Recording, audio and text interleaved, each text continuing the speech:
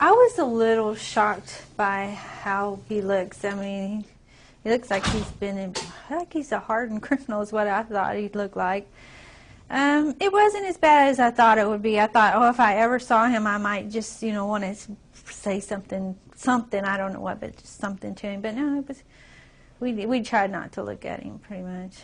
It was hard not to look at Robert every time he had surgery or physical therapy or whatever, and to not look at him and think, we shouldn't be here. This wasn't an act of God. It wasn't an accident.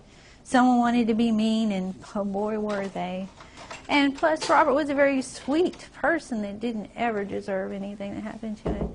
That was hard. It was hard to watch him suffer. It was hard to watch him suffer and die. That was especially hard. I think Robert's getting the recognition that he deserved. He deserved to have somebody take him seriously and to take what happened to him seriously.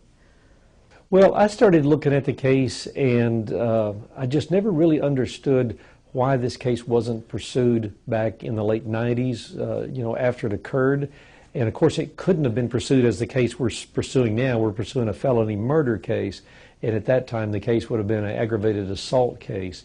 But as I started looking at the case, learning about it, I thought this case needs to be thoroughly investigated, and that's when we got our cold case squad with the Montgomery County Sheriff's Department involved. Well, the case is going to be very difficult to try, and it's going to be very hard for Mr. Collins to get a fair trial. And of course, we don't know if he can even get a fair trial based on the community conscience that revolves around this case regarding Mr. Collins. So we will definitely look into the possibility of transferring this case out of Montgomery County in order for Mr. Collins to get a fair trial, which is the paramount concern at this point.